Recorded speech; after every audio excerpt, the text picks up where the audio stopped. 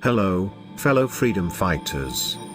Recently the internet has been abuzz with fears of the Syrian conflict. The build-up of arms in the region is concerning to say the least, but we should not overstep the mark in what we actually know. The facts are as follows. Russia has a military alliance with Syria. China has a military alliance with Syria. Iran is also in an alliance with Syria. This alliance is also fundamental to the BRICS economic alliance, which was set up to rival the European Union in size, economic power, and military bravado to outmaneuver NATO.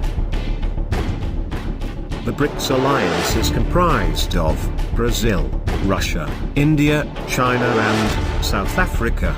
It was discussed at one of the early BRICS summits that replacing the world currency on oil should be put into effect.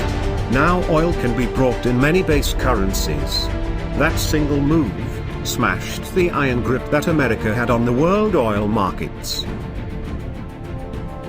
The projection of power that America can now wield is far less on the world stage today as a direct result. The BRICS alliance is comprised of 42% of the world's population, boasting a combined GDP of 20% of gross world product. Current estimates put the combined GDP of BRICS at $16.09 trillion. By the year 2020, estimates put projected GDP at around $50 trillion. The BRICS nations announced the need for a new global reserve currency, which would have to be diversified, stable and predictable, which in turn did spark a fall in the value of the US dollar against other major currencies.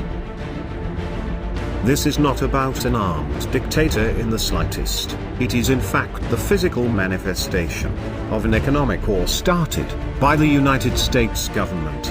In 1998 the CIA deliberately inflated the ruble beyond its true value, which ended the Cold War between Russia and the United States of America. This is something that the Russian people have never forgotten. Families were forced to sell the possessions, their homes, the shirts off their backs, and if that was not enough, even their daughters, to be married off to wealthy Westerners. So, when the mainstream media says to you, the coalition is there to stop ISIS, you will know that they are spinning the Zionist propaganda, because this is not a war about terrorists. This is a war that has been raging in the stock markets since 1998. That is not to say that there is no possibility of war between Russia and America. A war at this stage would only deepen the financial debt for America. A war would only strengthen Russia and its power base both militarily and economically. So in short, only a madman would even consider this dire notion of even more crippling debt upon his people to free a nation that America did not even care about before the Arab Spring. Do not be fooled by what is reported in the mass media. So you now see as I see, this war is a mass distraction of what lies behind the curtain. The reason why I think Russia is hitting the Free Syrian Army. We know that Al-Qaeda was created by the CIA, well Al-Nusra was also an offshoot of Al-Qaeda. They have been infiltrating the Free Syrian Army for the last year or so. The same Free Syrian Army that has been supplied, trained, and funded by a coalition of forces hostile to Bashar al-Assad.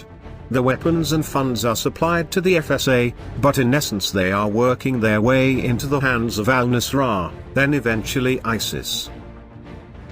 The Russian forces are going after the supply of weapons before they can get into the hands of ISIS, at the same time upholding their alliance obligations to Syria.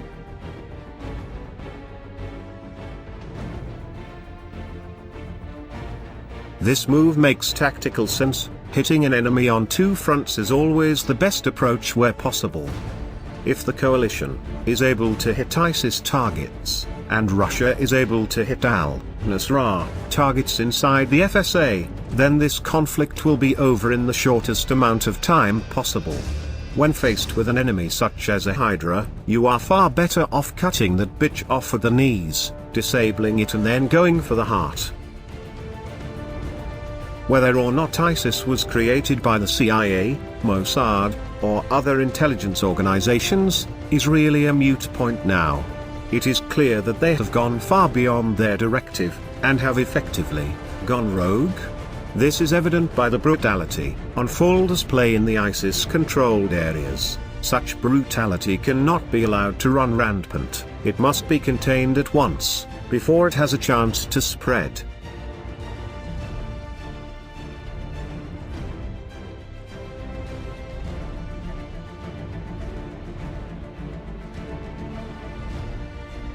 Your government has failed you. We are the resistance. We do not forgive. We do not forget. We are Legion. Expect us. Directed by Loki Smith. For New World Order Freedom Fighters.